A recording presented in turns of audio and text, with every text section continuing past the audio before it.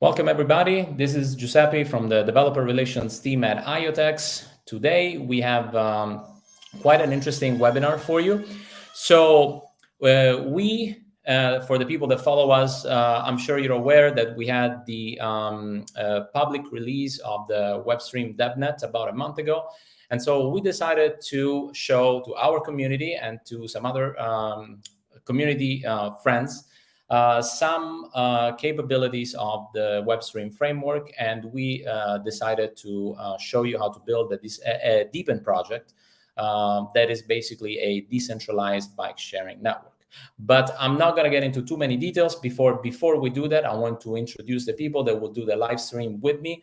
I have Simone as my co-host, which will actually guide you through the workshop. I'm going to head it to the stream right now. Hey, Simone, how are you? Welcome. Giuseppe, thank you. All good. Thank you. Yeah, my name is Simone. I'm Developer Relations Manager at IoTeX, and yeah, pretty excited about this event, this webinar. And yeah, I'm gonna take you through some cool ideas about how to build bike sharing, decentralized bike sharing DePIN project using IoTeX and WebStream. And yeah. Awesome. So that's what's going to happen in just a few minutes. I have a little surprise for all the people that are watching right now, because we actually decided to share this event with some of our friends from 4 very interesting projects. I'm going to have them come on stage in a second and introduce themselves. I think something pretty cool that I didn't realize until last night is that we, except me and you, Simone, we are each in different parts of the world. We're almost covering all the continents. We have friends from the US, South America, from Africa, and then us from Europe. So let's have our friends join us. We have Anderson from Blockchain African Center, Max from Into.xyz, Pipo is going to join us from Think and Dev, and then we have Isaac Wilson from DevOps.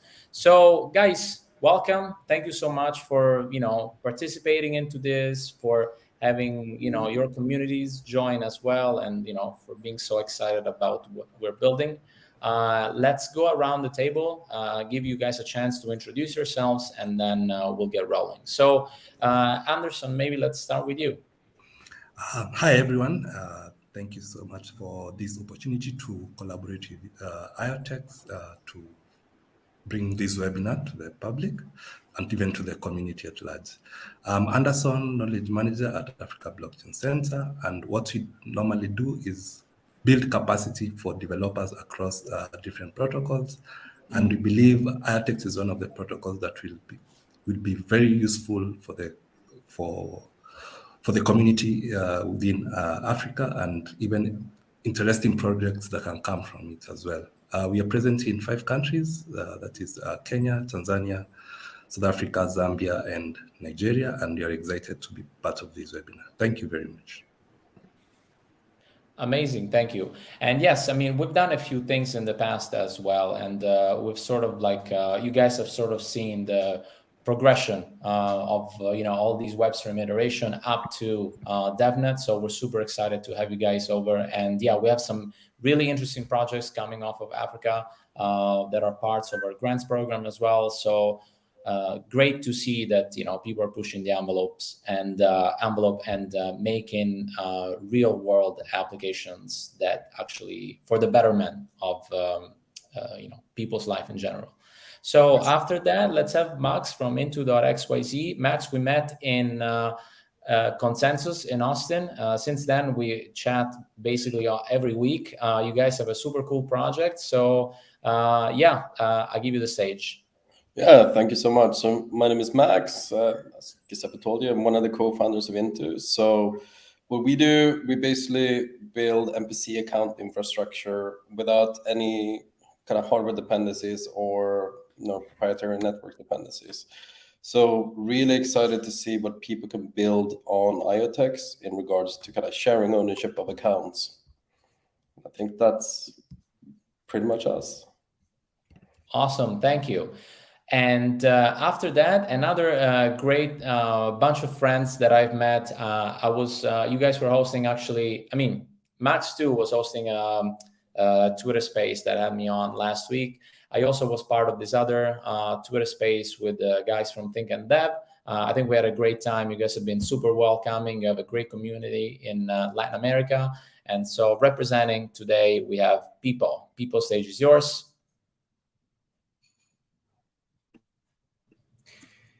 Hi, everyone. Hope you hope you're having a nice day and ready to get into the world of IoTeX. Okay, I'm Pipo from Think and Dev.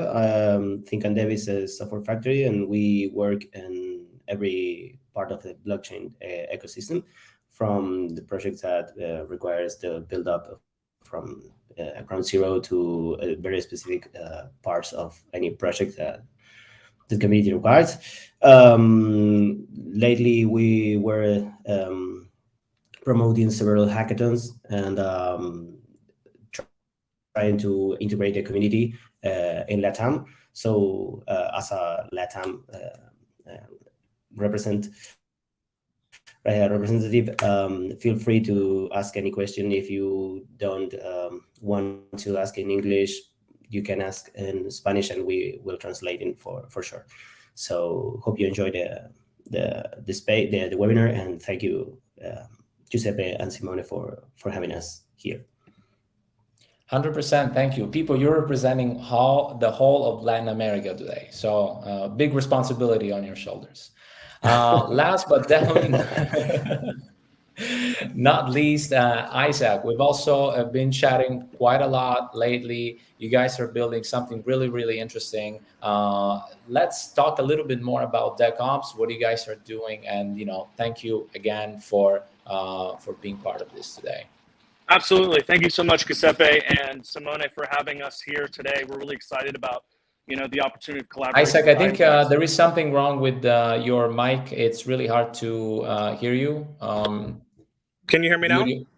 Much better. Thank you. All right. Sorry about that, guys. No worries. Yeah, my name's Isaac. Super excited to be here. Thank you, Simone and Giuseppe, for having us. DevOps, we are DevOps, as you guys probably see in the chat. We got a bunch of our developers from our community to show up to this live stream today, and we're super excited about the future potential. DevOps stands for decentralized operations. So we understood the trends back with DeFi back in 2019, 2020, and we see where the world is going to decentralize the future in terms of operational flow. So for us, we wanted to create a suite of products to be able to bridge the gap between Web 2 and Web 3, whether that's workflow automation tools to decentralized cloud computing and networking services. And for us, we wanted to bring in a whole team of developers that might not necessarily be familiar with Web3 or have Web3 experience, and create the circular economy. Now, a circular economy is only as good as the people that are in it. And so we realized that since the pandemic happened, that developers are shifting the way that they work and the way they do finance and just operational flows in general. And so we wanted to connect the gaps with our tool SentFi between the marketer and the developer to just even the playing field. That visualizer that can plug into like an IoTeX framework to connect all of these Web 2 and Web 3 applications. So for us, we saw where the world's going, where the market's going, and we see and understand that IoTeX with IoT and what you guys are building with WebStream is a key critical component of that. And it's only the beginning. Honestly, I think that what you guys are doing in the layer 2 from the layer 1 that you guys have now with WebStream is fantastic. And it really is setting the stage for the future of these applications being able to be interconnected and weave together. And so it's good to meet all of you on the live stream as well. I don't think I've met any of the other speakers or panelists today. So would love to connect with each of you after this and network a little bit and get to know you. But if you guys have any questions about DevOps and who we are, we're building a distributed future. Amazing. Thanks for the intro. Yeah, and actually some of the purposes for this was obviously to all meet each other, make friends with all these different communities. I think there are amazing builders worldwide building real world applications with interesting technologies, and that's basically the reason why we really wanted to do this. So how I would like to set this up, I'm going to leave Simone on stage now, starting the workshop. He's going to do an introduction of what we're going to be building today.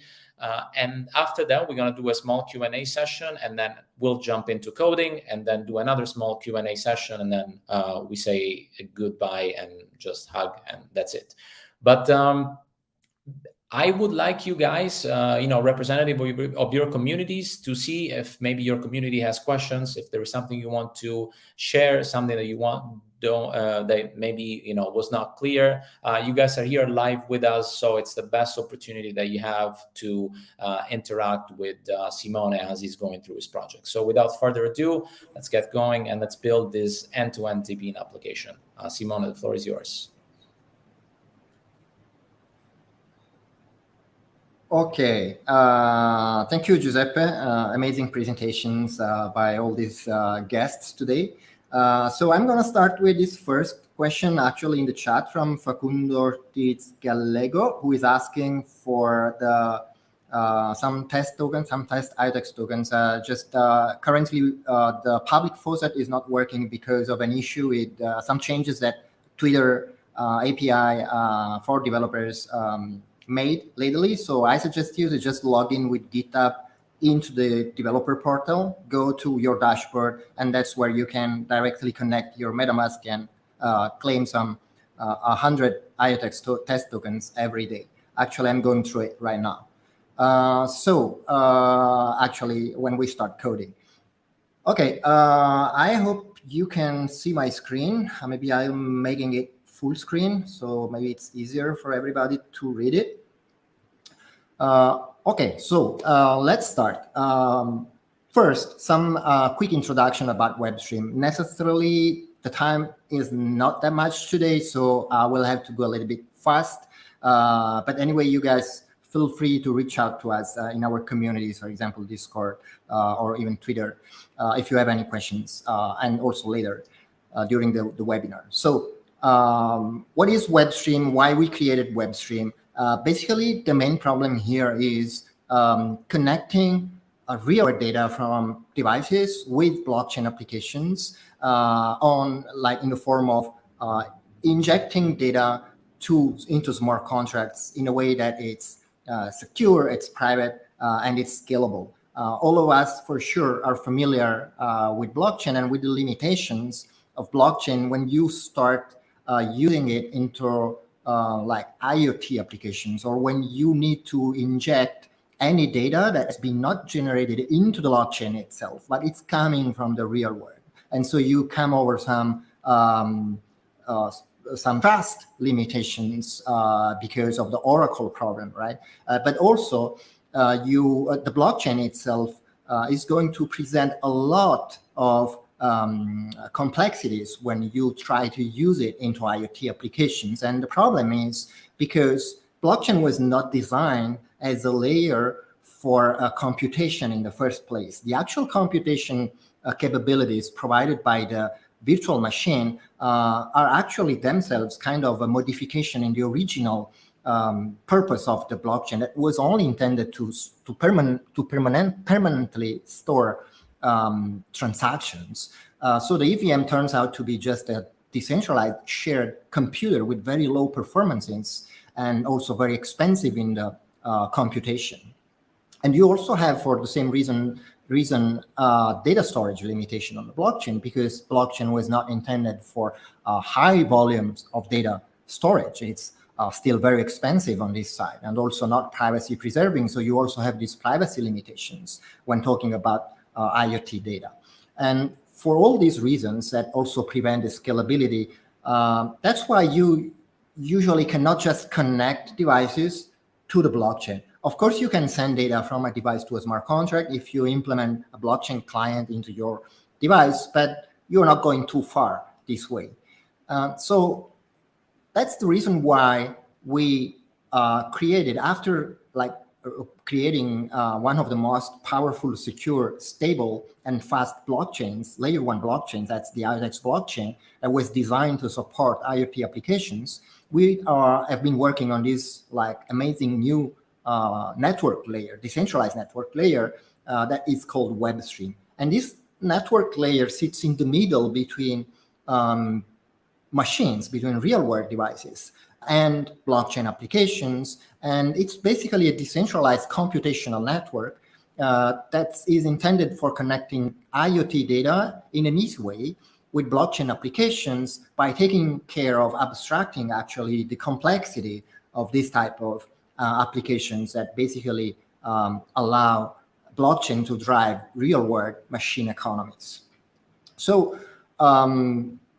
yeah, let's just go into the detail of what we want to do today. So I'm going to start with a disclaimer here. I'm not going to build any like production-ready application, actually not even the full proof of concept. This is just a way for me to share with you some ideas I had about when thinking about how to build a decentralized network of bike sharing, like of bikes that people want to share, and what would be the different components of such an application. But I'm just going to share with you these ideas, and of course, open for any questions and discussions. But we are only going to implement a very small part of this hypothetical project, just to get you started with using WebStream. So a blockchain-based bike sharing service. I choose bikes because they're pretty simple to manage in terms of regulations. When I was thinking about scooter sharing, and knowing that there are so many new regulations coming up in different countries where you need so many licenses to manage this type of applications, I was thinking that managing bikes, it's easier, right? It's much easier for someone to just leave a bike there in the street and somebody else just pick it up. And you don't have have to register for any special license or whatever, which anyway is not impossible, clearly. So let's see the flow for such an application. And this flow is also simplified. So the first step of this flow is about those who want, let's imagine there is this existing decentralized network of bike sharing users, right? So we want anyone to just join this network, acquire maybe a bike, connect it to the network, and just start earning passive income, right? That's what we want to achieve. And as project creators, maybe we also want to make some money out of it, and maybe we want to take out a fee from each of these rights, right? Up to the actual deployer, if this is just for the social good, or if they want to take out a fee for like deployment of the smart contracts, I don't know, the development of the whole system and the management of everything. So the first step is somebody should acquire a compatible bike from, I don't know, from ourselves directly, from some of our authorized bike factories. Maybe you want to take care only of the electronic, and then you have a partner who is just embedding this electronic into their bikes. And then users can just acquire one of these bikes from our authorized bike factory and just put it on the street. So these people, once they have acquired a compatible bike, they're just ready to put it on the street. And I am assuming that this system has an app, right? A mobile application maybe that allows the user, when they buy one of these bikes, to, in this stage, to associate their blockchain wallet with this specific hardware, with this specific bike, so that the bike knows the wallet address of the actual owner, of the actual bike owner, when transmitting data to our layer.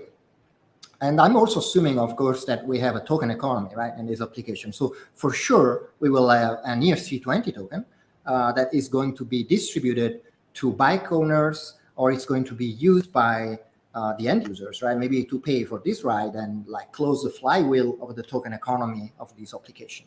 Most probably, in a real application, there will also be maybe a main smart contract managing some other logic.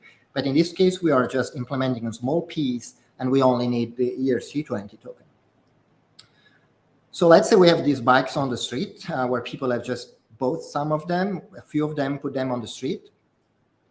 So the next step in the flow, you have end users, right? Somebody who wants to join this network, and when they want to just leverage this decentralized network of bikes and make use of them.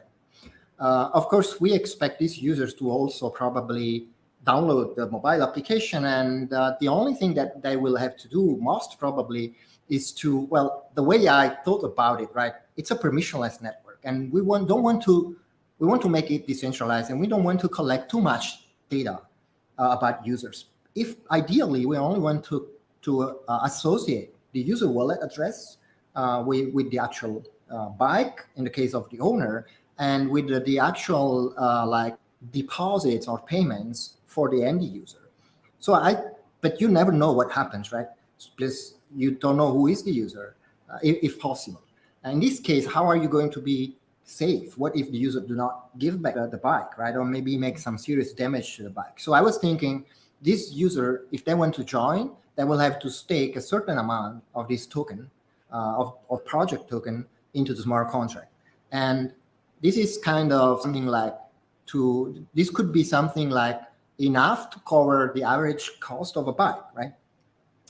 And maybe the smart contract is implementing some sort of I don't know, reviews or whatever type of communication where other users can, I don't know, mention what happened to the bike when they use it. And maybe the previous user could be charged from this stake amount for what happened. So there are different like mechanisms here that also typical bike sharing applications use, like making a picture of asking for a picture of the bike when they lock it again and things like that. So this staking could be an idea to like prevent or discourage damaging bikes, or even not giving them to the system. And so the end user, they just find an available bike, they have registered in the system, they have deposited their stake, and then they want to use a bike. In this case, they will have to pay, right? We don't know how to do this. There are different ways to do this. The simplest way is to just allow them to deposit like the maximum amount for the maximum amount of hours or time that bike could be used, and just give them back the change when they just lock the bike based on how much they've used the device. This is just an idea, and of course there are different mechanisms that you can implement in this case. So how these compatible bikes look like, right? This is just some ideas that I'm sharing with you. Of course, this bike should have an IoT device, right? Sort of a small computer that is managing, is maybe talking to the mobile application, and is also like streaming the data to our WebStream network to process what's going on, and then to trigger blockchain token economy.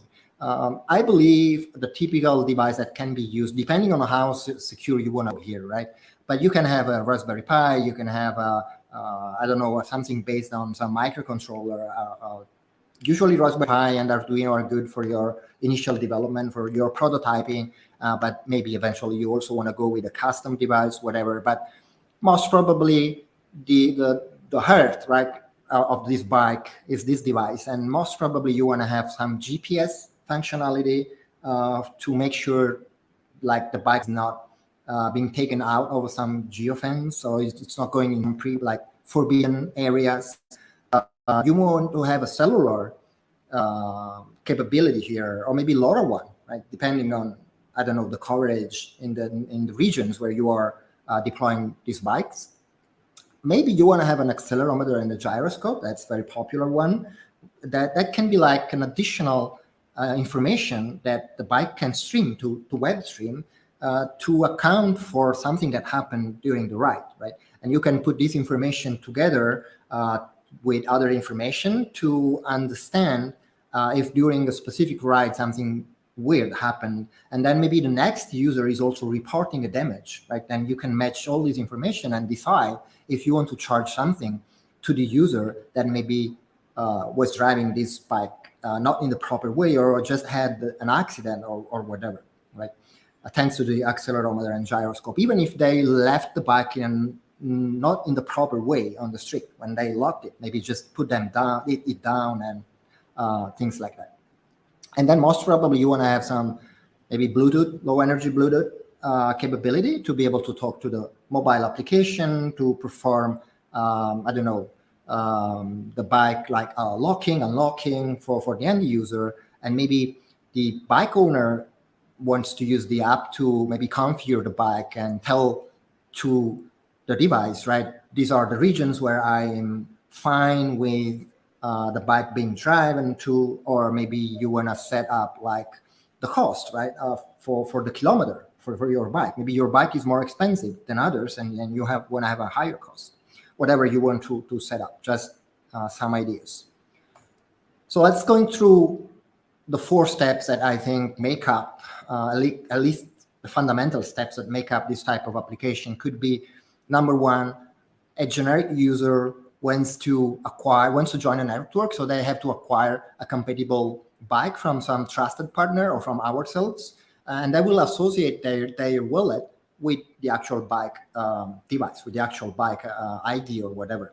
Somehow the device must know who is the owner, what's the wallet of the owner.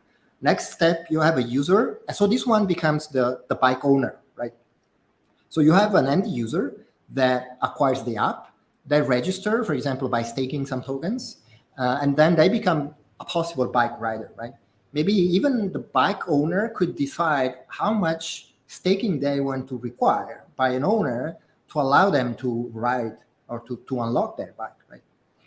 And then step number 3, the bike rider goes next to a bike. You may have the usual map on your application where you can find the bikes, and then you unlock it. There are even some like services I found on the internet where they just build these applications for you to like manage a bike sharing project. And so they just scan the QR code or whatever, they unlock the bike, they pay the maximum amount for a ride, and then they just start riding wherever they want to go. And then finally, step number 4, the bike rider locks the bike. Maybe your app requires them to make a picture to demonstrate how they left the bike. And then at this point, that's when the bike is communicating that the ride is completed, sharing with WebStream the information about this ride. And then the actual bike owner will get the payment for this bike ride, and the bike rider is getting the change based on how much they used the bike versus how much they paid as a maximum amount in the beginning.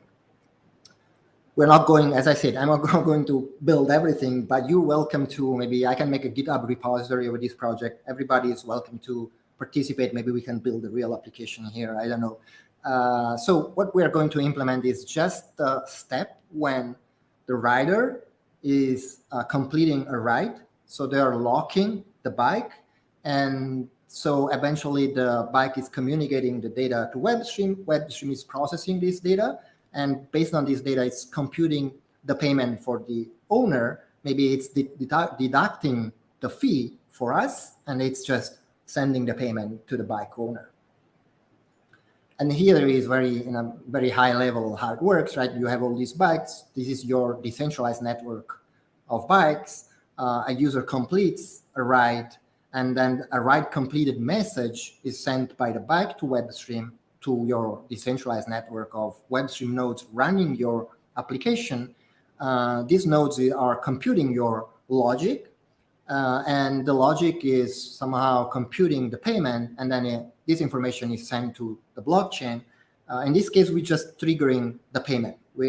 I'm not implementing a smart contract with some complex logic on the blockchain.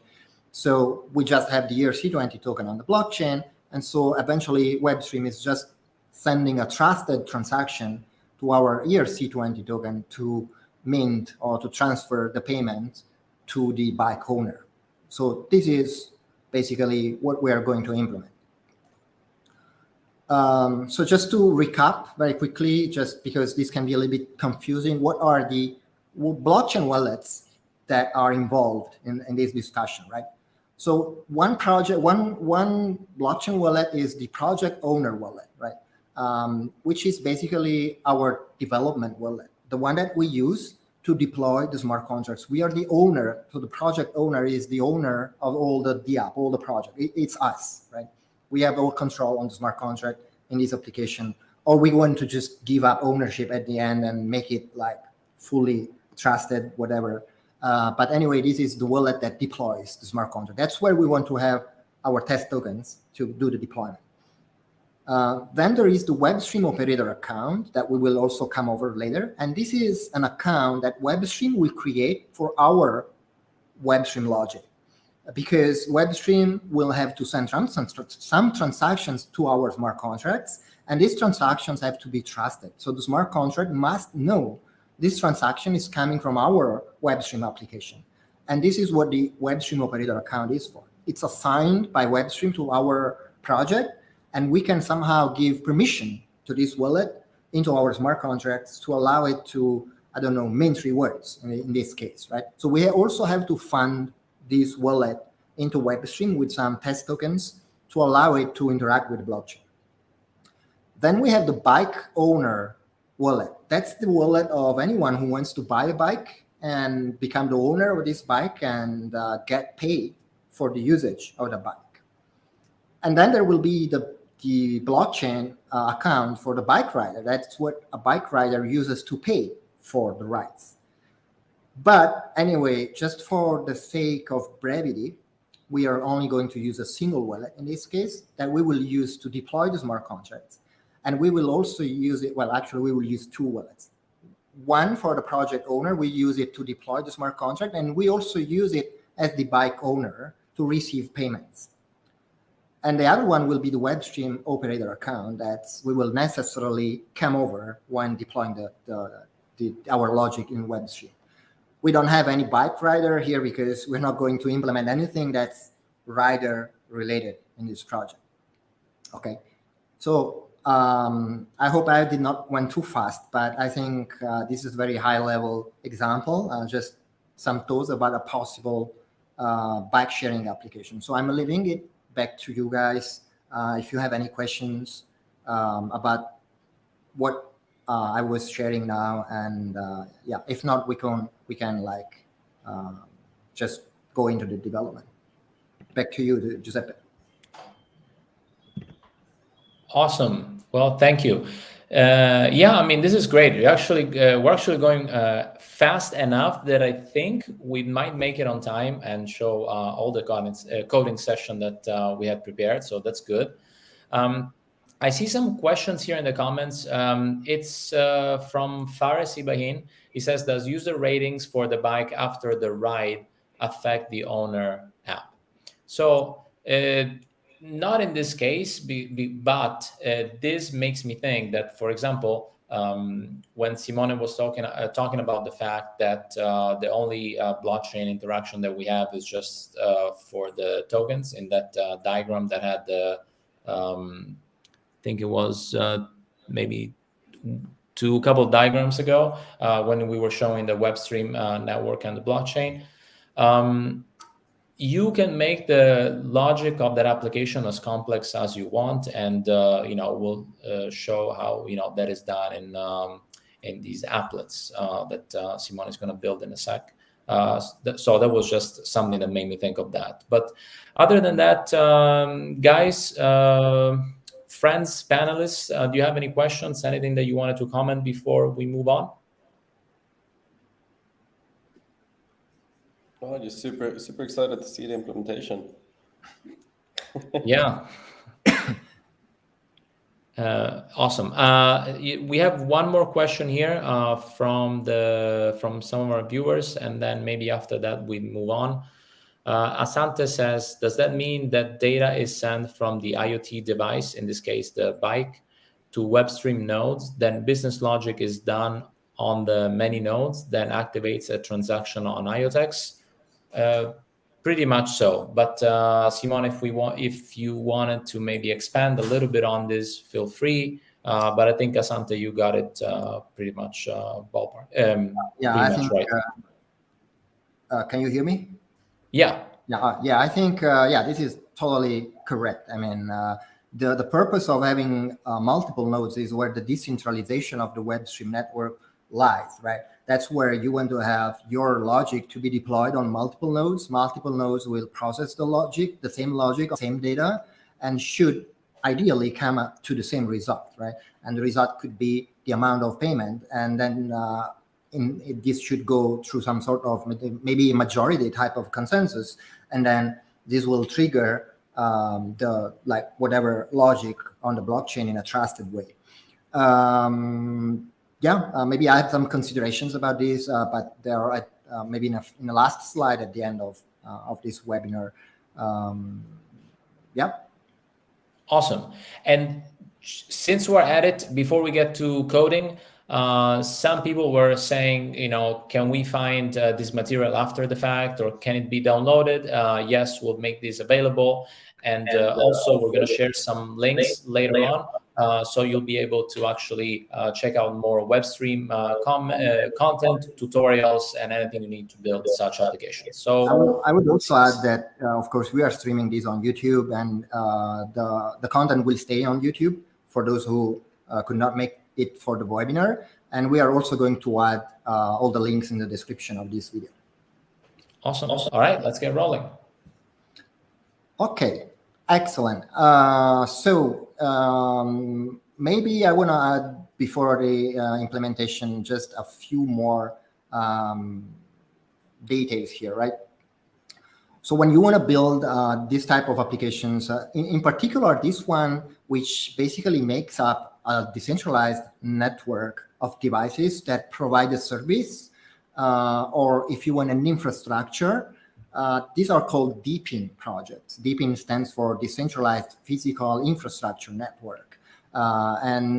It's that type of applications that basically provide a service to the community, or to a community of people in a decentralized way. In this case, we're building a decentralized network of bikes that provide this service to the community.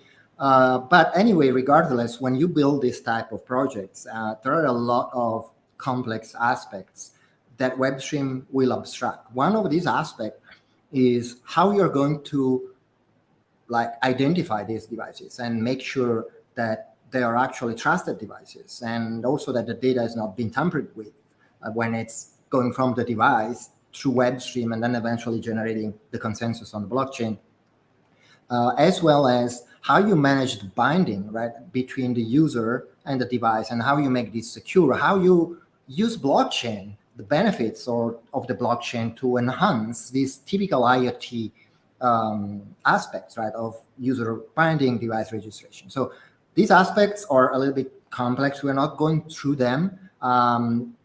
You can implement these ones. We also have some examples how to do this on our developer portal.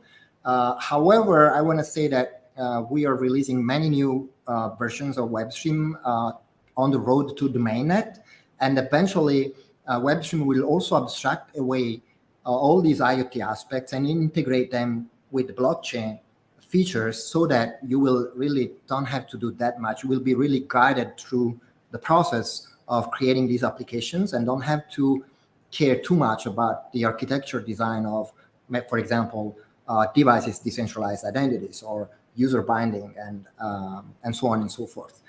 Currently, there is a way to do it manually. We illustrated it into some examples, but just stay tuned on next release, because these aspects will be fully integrated into the WebStream flow. So you will not see anything related to, for example, data tamper-proof aspects, or trusted devices, or things like that.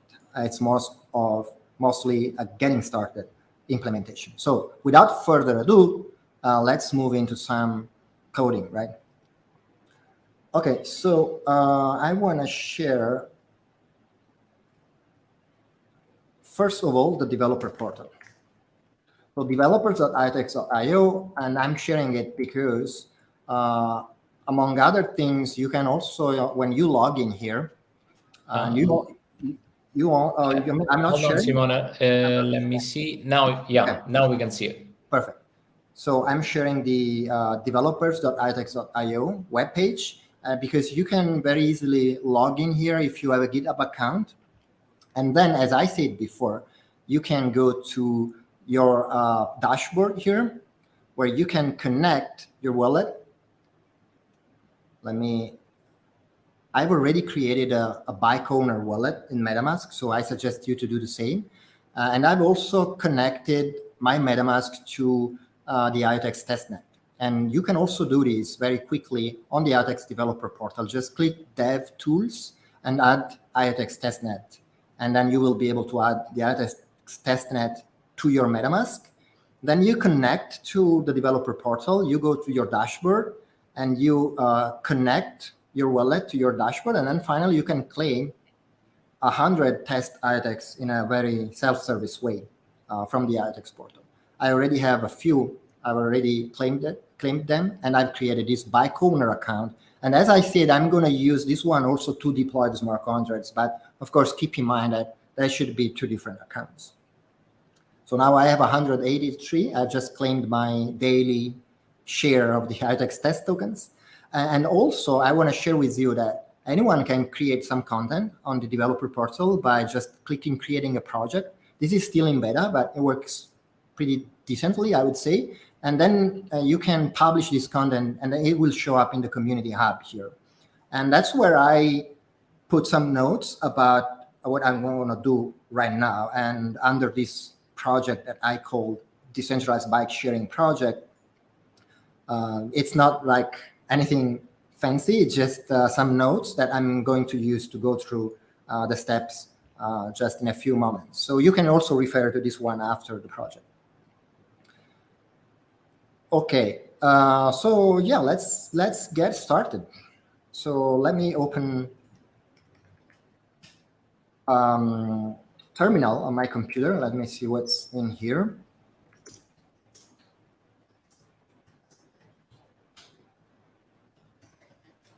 Okay, so in this folder, I'm going to get started. Right? What do we need? First, we need some blockchain stuff, for sure, some blockchain code, because we want to deploy an ERC20 token on the blockchain. And also we want to have some code that represents the logic on our WebStream nodes, right? So let's start with a simple command. So I have installed this tool that is called, so npm install, it's called, let me find it. Let's actually follow the steps, so it's easier.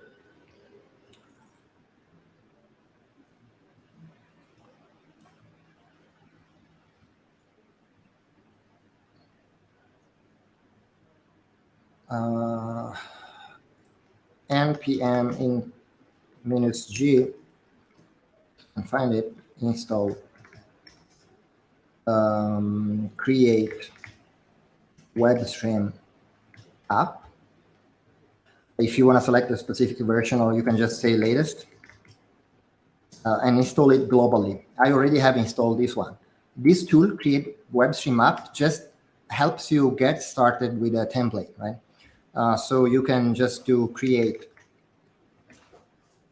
US app, and I'm calling it bike sharing. Okay.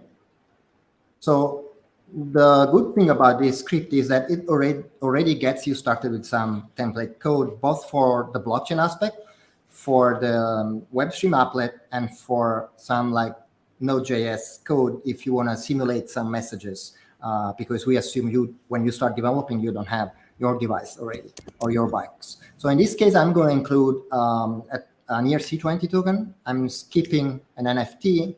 I'm skipping device registration and binding. It would be too long for this webinar. And I'm including a device simulator project. So this one is going to just generate pretty familiar things. If you are a Web3 developer, it will just generate a hard.project project for with a preset contract for an ERC20 token and some hard.tasks tasks to just deploy the token to the blockchain, and a simple script to also interact with this ERC20 token contract to like give permission to somebody to mint tokens in this contract. And then the applet folder will contain the actual code for our WebStream logic. And you can use different languages to create your WebStream logic. We call it applets. We call this logic an applet. And I'm going to use assembly script. The reason is because WebStream uses a virtual machine that uses WebAssembly behind the scenes to run your code. So you need a language that can build WebAssembly modules. And the easiest one is AssemblyScript, which is very similar to TypeScript. But you can also use Rust, if you're familiar with Rust, or even Golang, or even C++. And finally, this will also generate a very simple Node.js template where we will just install a JavaScript client that will allow us to easily send some data messages to WebStream. Maybe it's too small. Let me make it a bit bigger. Okay. So this tool just created this template code. So I can enter the bike sharing folder. And as you see, we have like the applet folder, the blockchain folder, and the simulator folder. Okay. So let's get started. Let's first of all open this folder into VS Code. That's more convenient.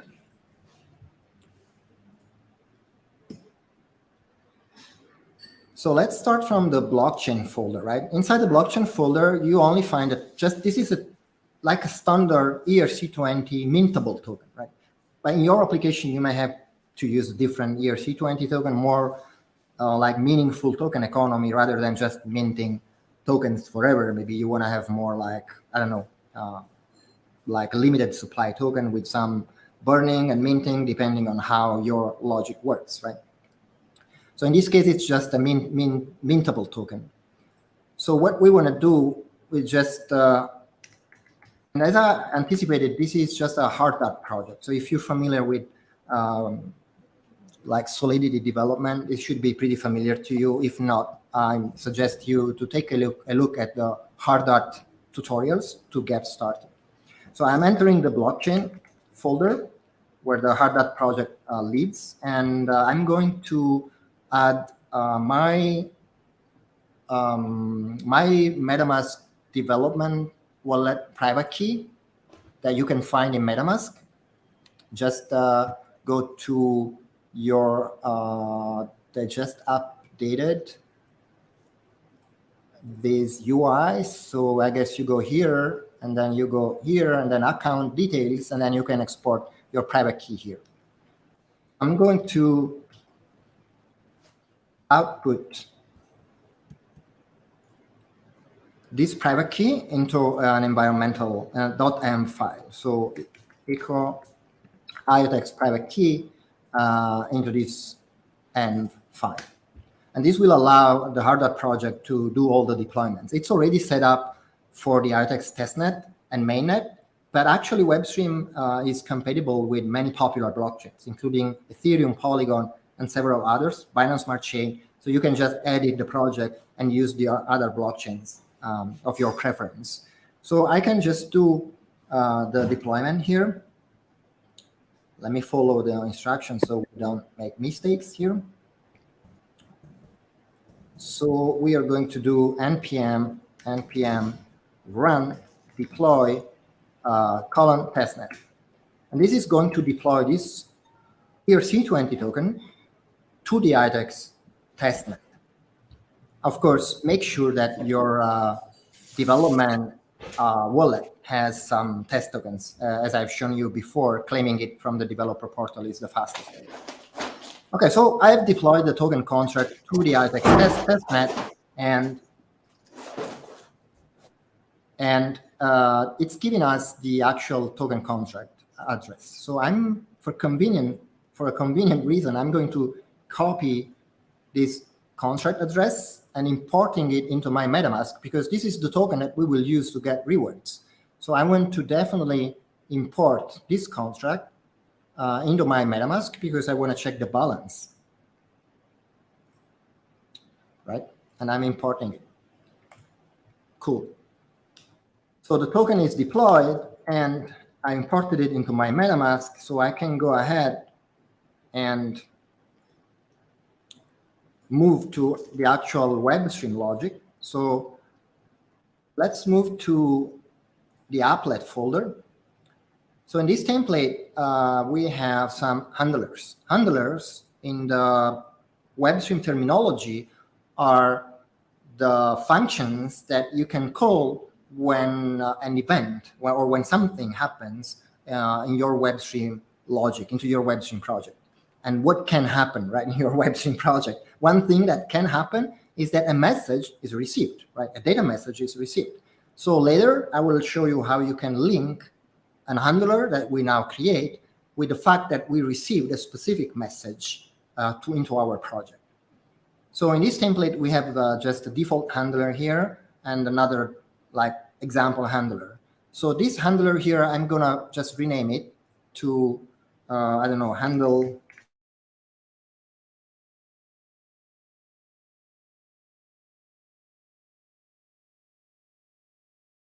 message. So inside this handler, I'm going to maybe just also rename it again here, handle write complete. So this is the exact signature that a WebStream handler should have, because it's going to receive an ID which represents the actual message that has been received by WebStream, and it's going to be forwarded to our handler for processing. So what we want to do, maybe we want to just log into the WebStream console and say, I don't know, new write completed message received, right?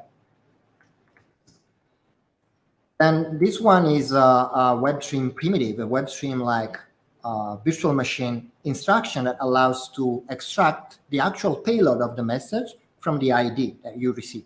So let's call this one message, get data by resource ID. And let's also log the message to the WebStream console. So call it, let's log device message, this one.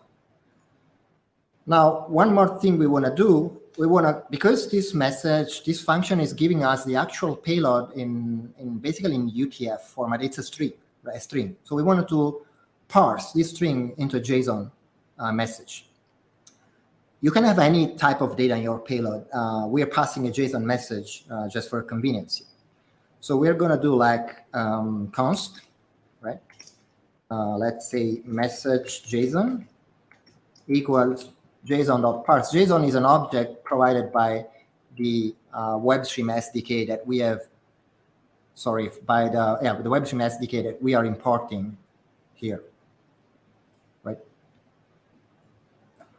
So JSON.parse message. This is giving us our like JSON object representing our message.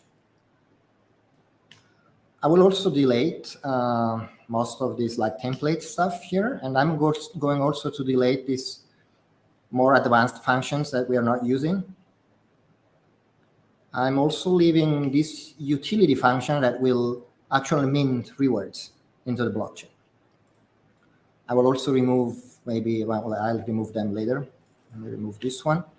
Okay, so we have parsed our message, right? So let's maybe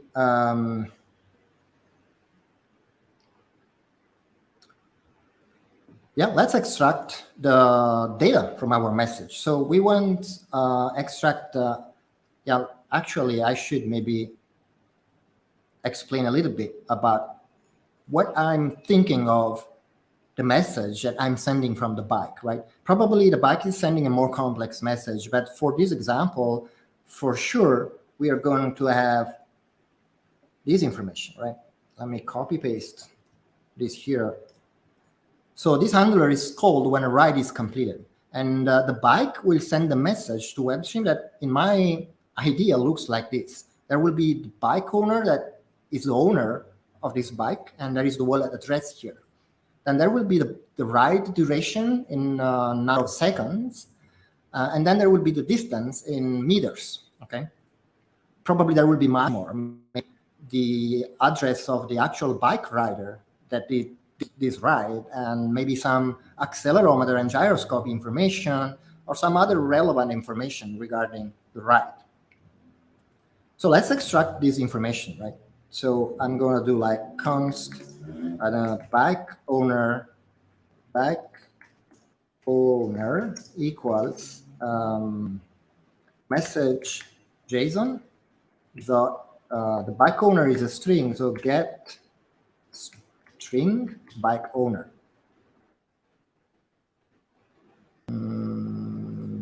Let me see, message JSON, I should maybe cast this one as JSON object. Okay. And then I'm going to check if this one is actually there, right? So I'm going to do like if bike owner is null, then I'm just returning.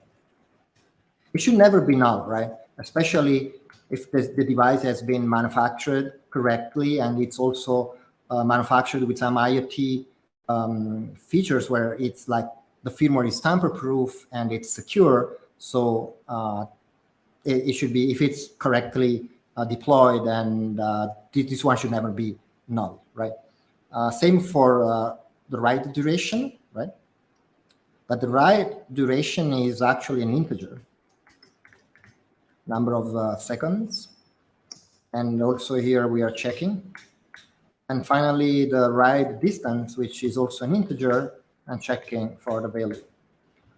I'm checking because otherwise the compiler is gonna complain for a possible null value later.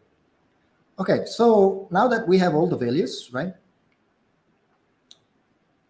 We want to, let's say, let's calculate the value, right? The value of this write, right? How much this write is, what's the final value of this write, right? And I also decided we want to have a cost of, say, 1 token per kilometer, right? We want, and also we want to have a cost of, say, 0.1 token per minute, right? Regardless if they are using the bike or not. So the write cost can easily be calculated as, let's say, const write cost equals, oh, actually, yeah, right. Let's say cost per kilometer, right? The cost per kilometer, which is a number, is 1 token, right? Divided by 1,000, because we have meters here. And cost per minute is 0.1 tokens divided by 60, because we have seconds. And so it will be multiplied by the number of seconds. And so finally, the cost of this write, or the value of this write, is, I'm gonna actually copy this one. So the const write cost, which is also a number, equals cost per kilometer multiplied the write distance. I'm getting the value because write distance is actually out of the message JSON object, which is returning me an integer object. And this one is itself an object, not yet an integer. So I have to get the value. And so I'm calculating the final value, right, of this write. Okay, so it's time to, but let's log it, right? So log write cost, and it's write cost to string. And yeah, right. So as the project owners, right, we want to take 10% fee. Right? Let's do this one. So the fee is write cost multiplied times 0.1. Let's also output the fee. And okay, time to calculate how much tokens we want to give to the bike owner. So let's calculate how much we want to give to the bike owner. So bike owner reward is write cost minus fee, of course, right? Perfect. So yeah, finally, let's send or mint, yeah, right, mint the rewards. And so that's where I'm calling this mint rewards function, which accepts the amount of the rewards in a string format or number format. So we are doing mint rewards and we are using the number in this case, and the recipient is going to be the bike owner. Yeah, owner, which is the string object returned by our JSON. So we are going to do value of, in this case, too. And we are going to give like the, oh, where is it? We are going to give the bike owner reward as an amount. Cool. Right? And that's where our logic ends for this handler. I leave to you to dive deeper into how the mint rewards work. There are some limitations in AssemblyScript where there are not so many libraries available, especially for Web3. So it's a little bit hard to easily easily like encode a Web3 transaction. So there are some details here that you may want to take a look at. But this is only because of the fact that I'm using AssemblyScript. But if you use, for example, Golang or Rust, you have plenty of libraries to build a Web3 transaction. Anyway, eventually, it's using, behind the scenes, it's using the WebStream like primitive of virtual machine instruction to send a blockchain transaction. Right, so at this point, in theory, we should be done with the logic. So I'm going to save. And I should also fix probably the index here where we are. The index is just collecting all the handlers here, functions, and exporting them publicly so that WebStream can see them. So I renamed, no, okay, it's fine. It's been renamed already. So I'm saving this one. And so time to build our WebStream logic. So I'm going to go into the applet folder. Okay. Oh, wow, that's very big.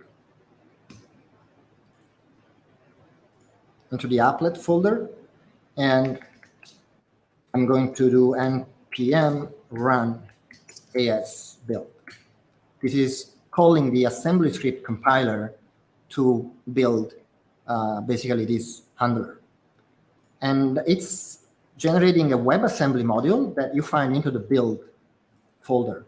If you take a look at the build folder, you find the release.wasm. That's our WebStream logic module that we're now going to deploy to WebStream.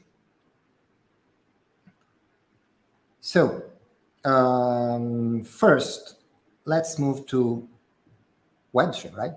So you can access the WebStream network using WebStream Studio, which is a very convenient UI that allows you to easily deploy your applets and wire your IoT logic, and finally configure many other things about your project, for example, the data storage if you want, or some maybe smart contract indexing that you want to use into your logic. So in this case, I'm going to access devnet.webstream.com. We have three different like deployments for developers. One is devnet.webstream.com, which is the stable version for developers. Another one is devnet-staging, where you can access the beta release that's a little bit less stable. And we also have a dev.webstream.com that's kind of experimental features. Anyway, I'm going to use the devnet.webstream.com. Here you can easily create a new project. I'm calling it bike sharing, tagging it as a mobility project. And now I'm going to upload the logic of my project. So I'm entering the webinar bike sharing folder, applet, build, and release.wasm. Great. Submit. And I was logged out. Great. Okay. So let me create the project again. Bike sharing mobility, upload, release.wasm, and submit.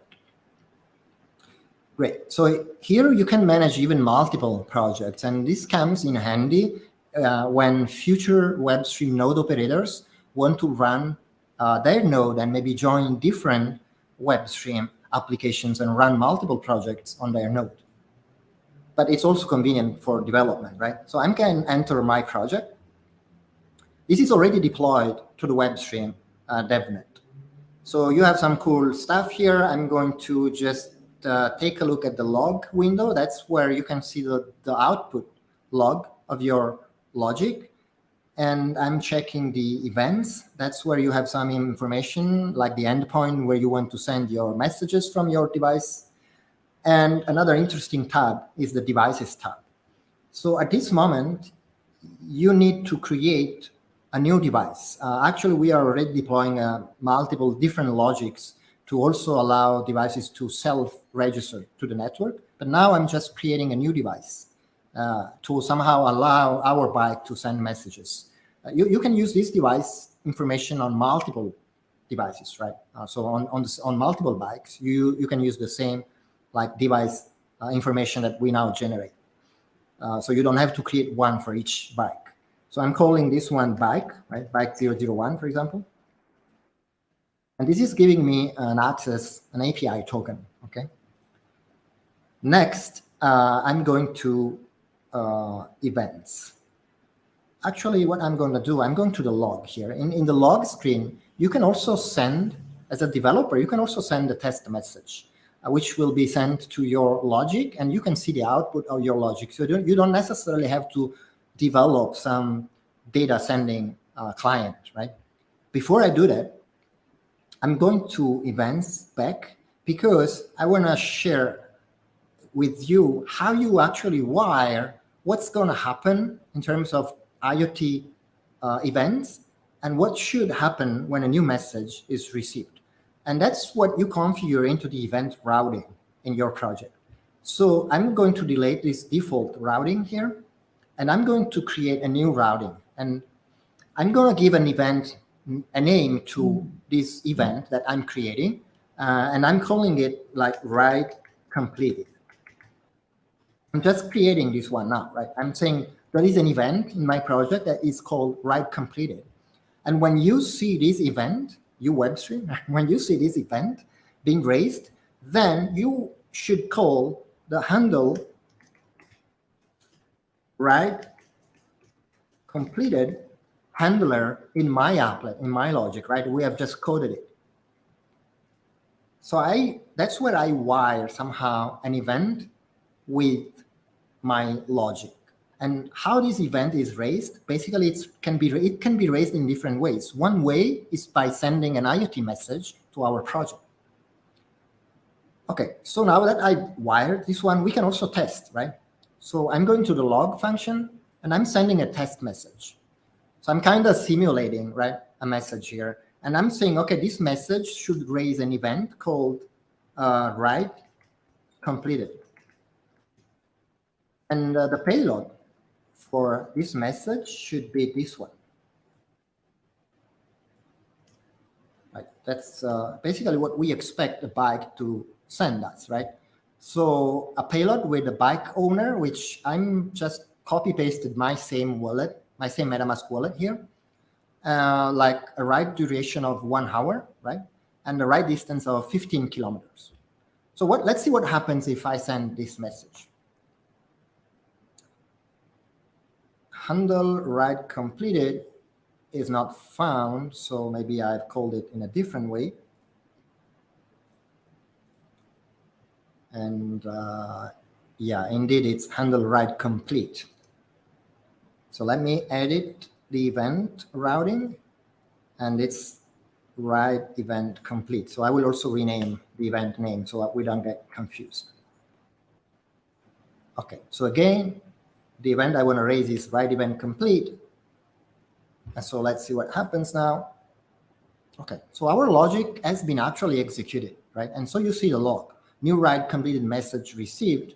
This is the actual message that has been received.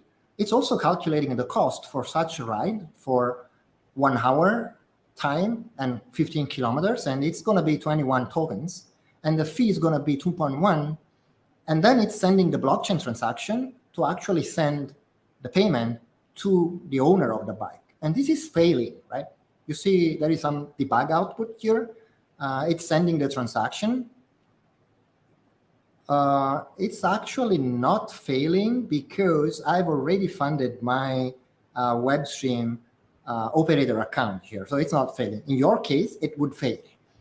The reason is because after I deployed my logic, if I go to settings, I see an operator address here. This address is what WebStream has associated to my project, or actually I should say to my account, my WebStream account. And this is what is used by WebStream to sign any transaction, any blockchain transaction generated by your code. So in my case, I've already funded this with some test tokens, and that's why my logic did not fail and did actually send the tokens to my wallet.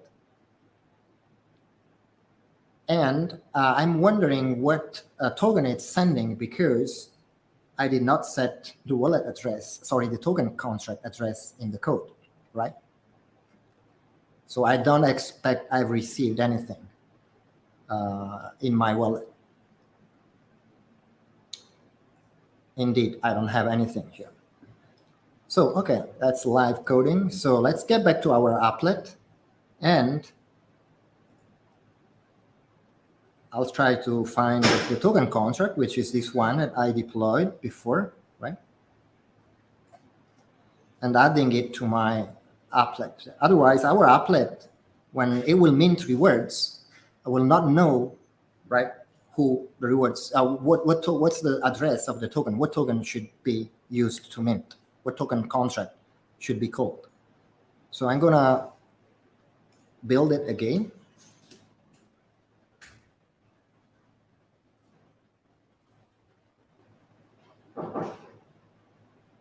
Okay. And so now we also see how you can update your applet. You go to settings, update your WAS, and select the new WAS, submit, and we have now updated it. So in theory, if I send my message again, let me send it, right? This is the transaction hash. Let's check it. I'm going to IoTeX scan. Then network, testnet.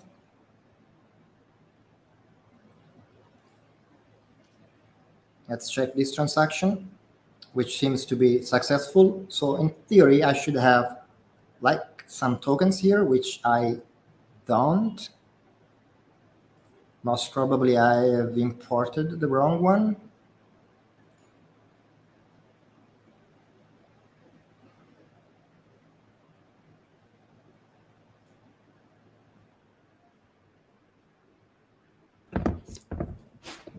Simon, I'm not sure, but I have a feeling that maybe you copied in the applet the transaction hash, maybe instead of the token contract. I was just looking at the log. Yeah, let's actually do this, right? Let's go to MetaMask.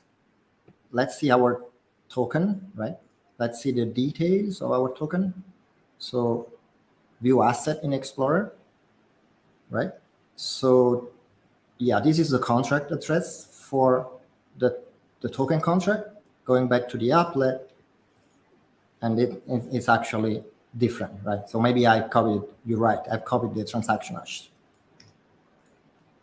And so it failed again. So let's build it quickly again.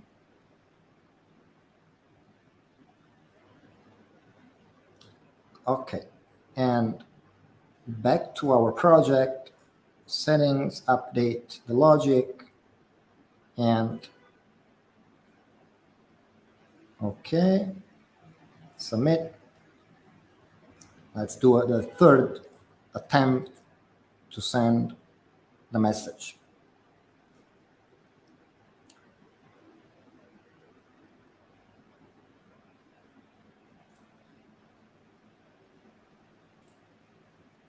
This may take some time if it worked. I'm sure I made some mistake somewhere.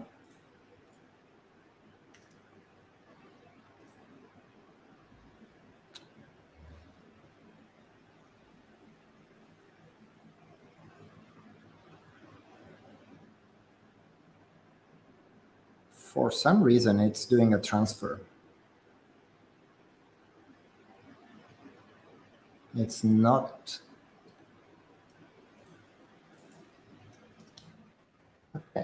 As usual, token contract address. I'm not sure this is correct. It's very long. Let me check again. So token view asset in Explorer, it's 5E, right? And it's still different for some reason. So again, let me copy paste. I don't know why it's copying and pasting the wrong one. That's MetaMask that doesn't allow me to copy. So let's do view, or either MetaMask or okay, let's do this way, right? The old way. Old way works always. Oh, right, seems better now. Shorter at least. Okay, last attempt, right? npm run AX build. Definitely we have learned how to update the applet logic on WebStream. Okay, settings, update was release, open, and submit. Okay, guys, this is the last one. Then we give up. I have a feeling this is gonna work though. Yeah, let's see. Yeah, that's, oh, okay. Now I see the error I expected, actually. That's the first step. The first error that you will see is the obvious one, right? Our applet is not allowed to mint tokens into the ERC20 contract, right? Because we deploy the token contract, but nobody is able to mint, right? That's what we want. We don't want anybody just mint tokens, but our WebStream logic, which is trusted, should be allowed to mint the token. So we should add our operator account on WebStream as a minter into our ERC20 contract. So very quickly, I'm going back to our blockchain folder here, where we have the hard.dat project, and we have a convenient script from that we created for hard.dat that will basically npm. Oh wait, it should be npx hard.dat add ERC20 minter address, and I'm going to add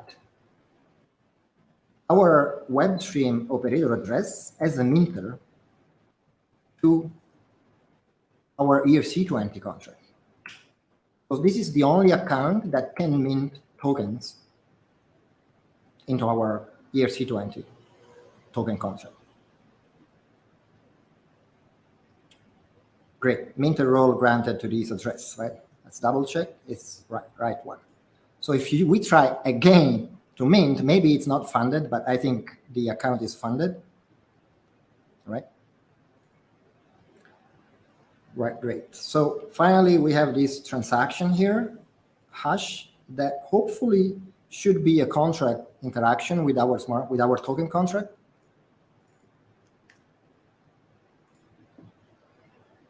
Right, so it's interacting with our token contract and it's transferring tokens. So I expect finally to get paid for this ride, and I got my 18.9 share for the value of this ride. And this means that the fee of 2.1 has been somehow kept, right? Well, it's not kept because we are minting, but in a real project, you have a smart contract probably that will manage these aspects where a fee is going to the project owner and a different amount is going to the bike owner, and maybe, I don't know, some rewards are going to the bike rider for some reason, right? So I don't know, Giuseppe, what do you think? Should we also go through sending a message? I think it's worth just quickly showing how you can use the client SDK to actually send a message. So what I want to show is that, so as you have seen, right, we can easily send test messages from the UI, right, from the log window.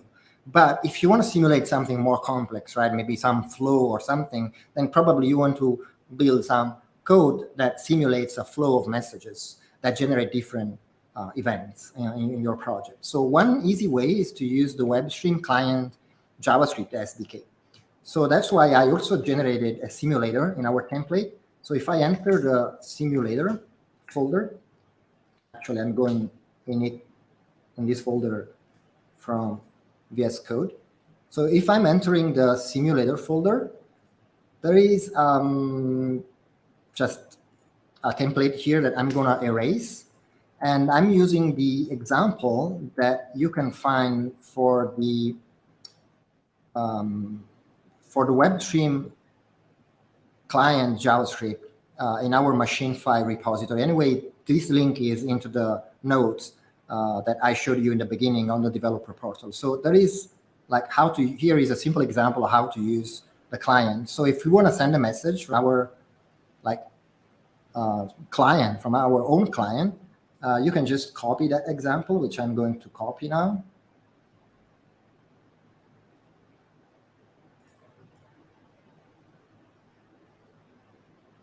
Right. And I'm going to actually also install the client, the WebStream client, in my simulator folder. So npm install WebStream client.js, and also npm install. I'm also installing Axios that is used to actually send the HTTP requests to the WebStream API. So it's required. So once I've installed the client.js, this simple example just shows you that you can input the route to your WebStream project here. So I'm going to my WebStream project, events, and that's where you find the route, right? So just copy the route, put it here.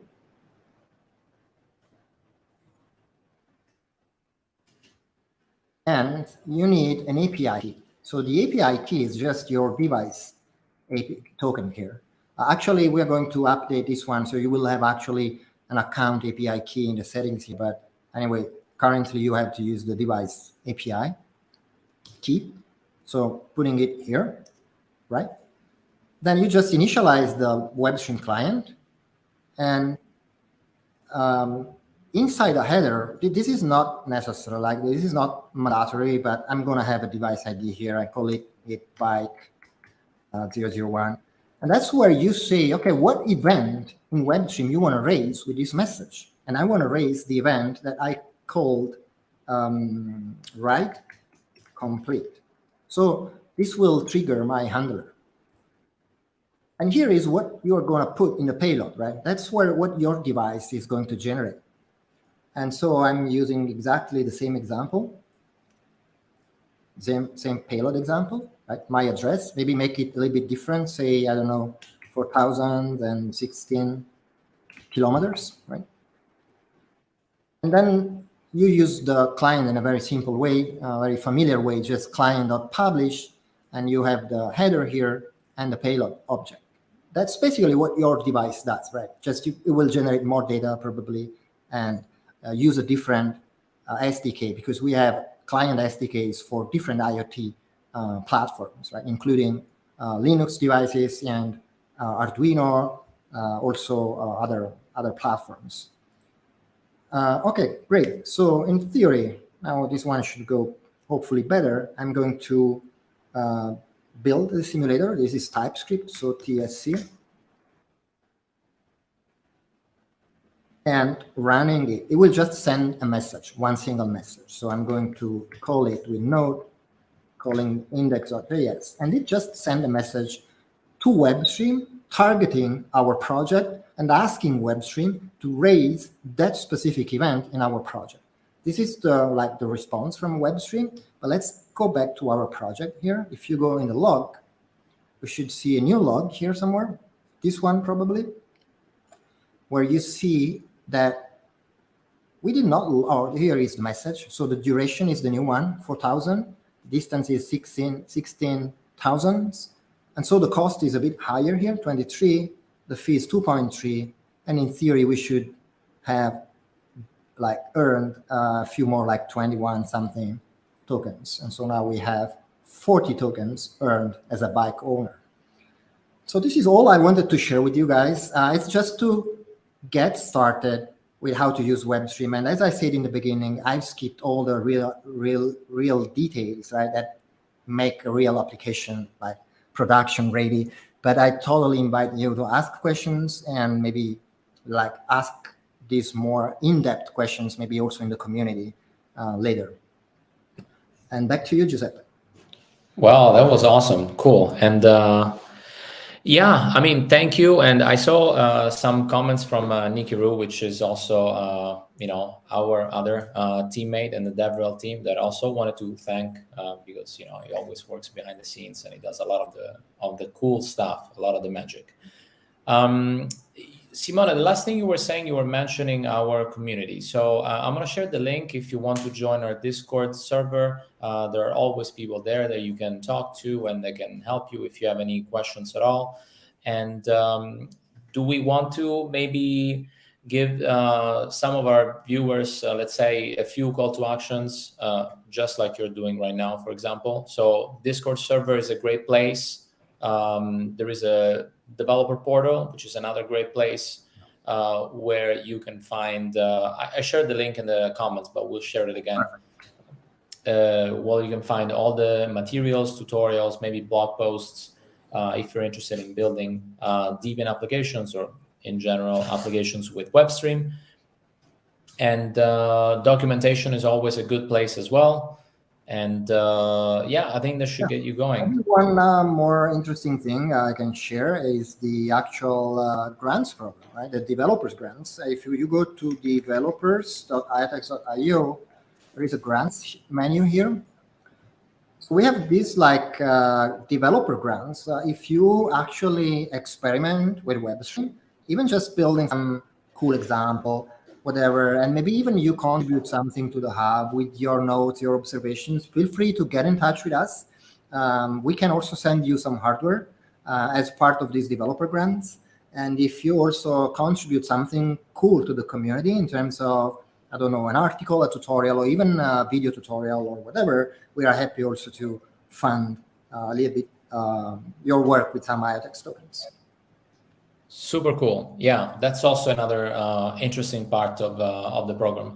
Simona, that's awesome. I think I would maybe invite all our friends back on stage, see if they have any comments, questions, and yeah, we do a final round of goodbyes, and then yeah, I'll see you guys in the metaverse.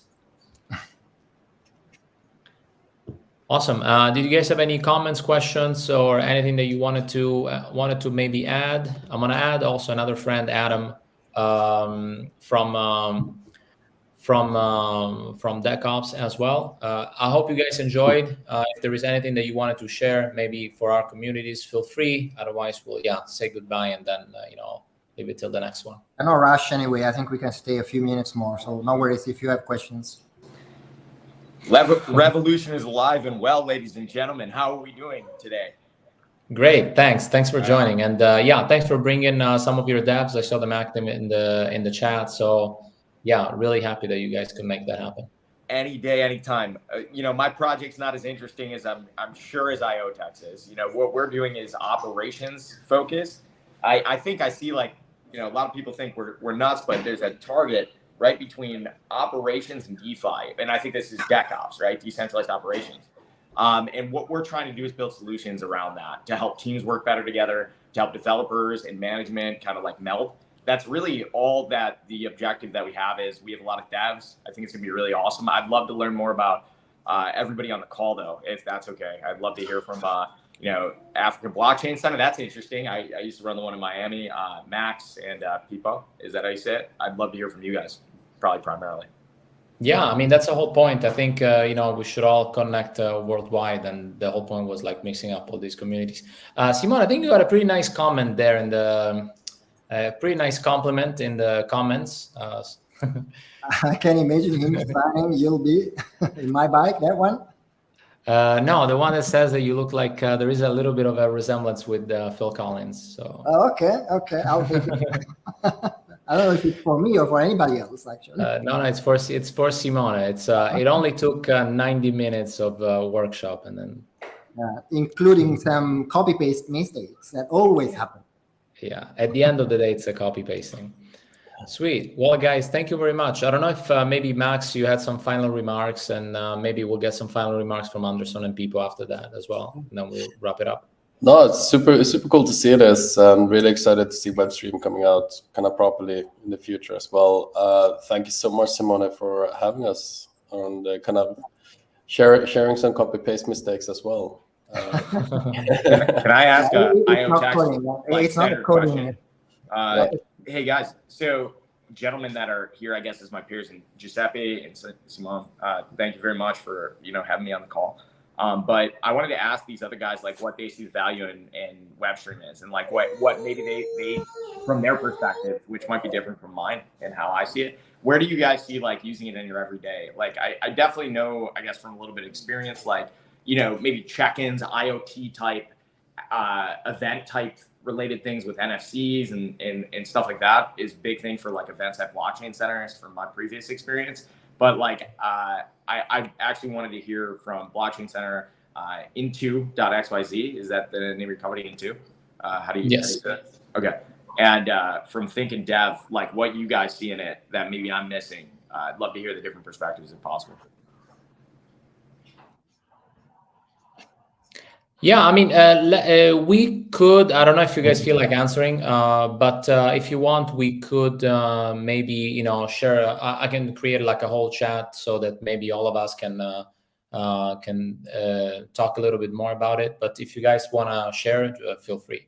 I mean, what we do see is sort of like allowing these projects that are real world based to actually start interfacing with Web3, and also like legacy Web2 projects that might want to then interface with Web3 to do so in a easy way and in a way that's doesn't use directly blockchain for the reasons that Simone went through at the beginning of the call. So there is definitely something there, and it's powering this whole DePIN sector that is actually pretty popular, which makes me think we are going to be in Paris on Sunday for our 5th real world event. And so I'm not sure if you guys will be around, but we're also going to live stream the event.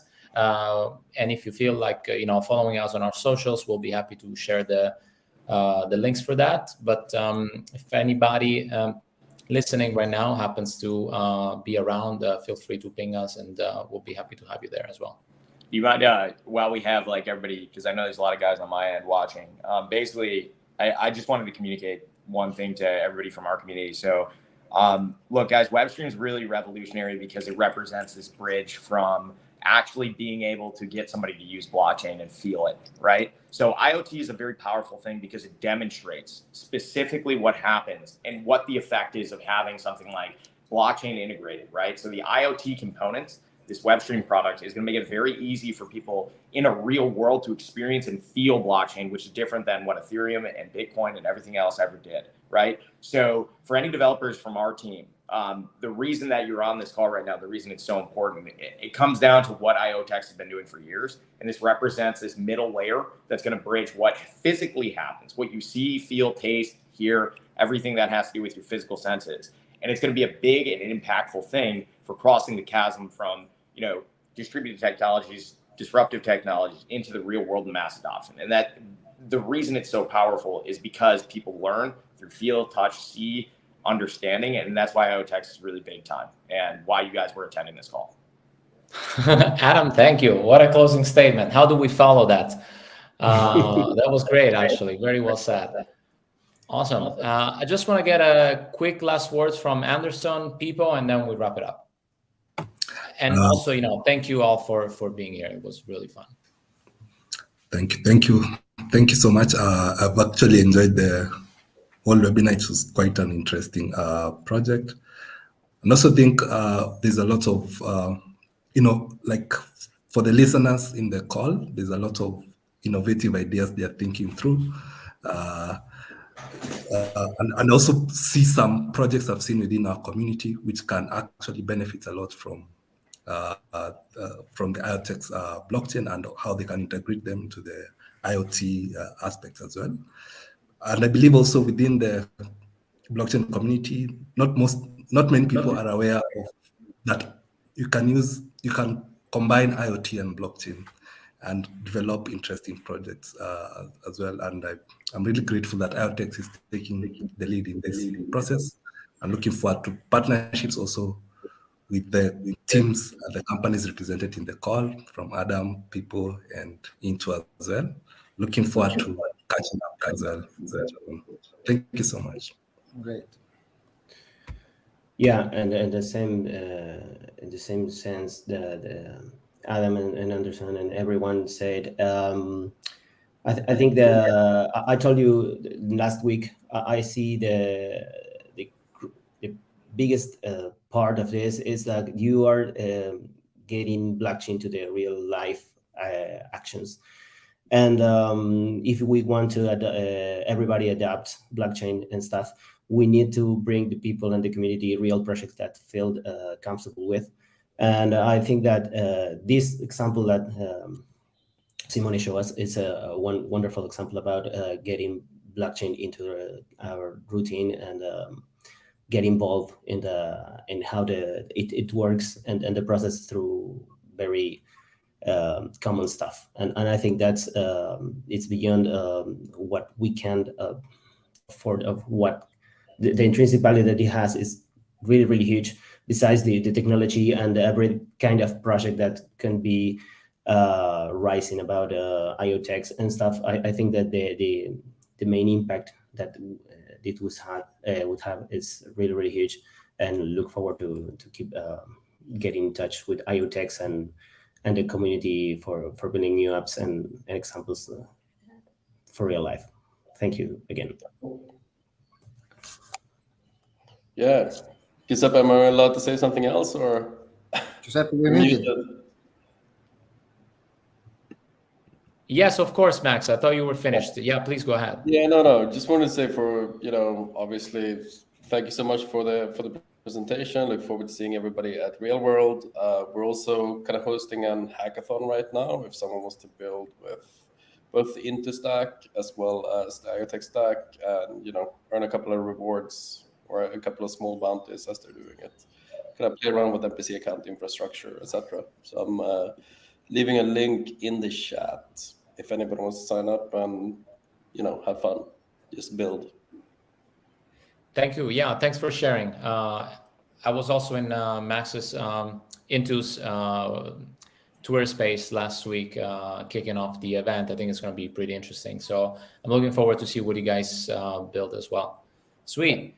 Simone, I guess you'll close it up. So final words for you after 60-something minutes of live coding. I think, yeah, it's all yours. It's fine. I hope this was inspiring everybody to build something. And yeah, thank you to all the community people who joined and also who listened till the end. And yeah, reach out to us. I mean, we are open. And if you like the project, we can even keep building it. Exactly. Keep building. Great. Thank you very much, guys. Much appreciated. See you all around. Bye, guys. See you. Bye-bye.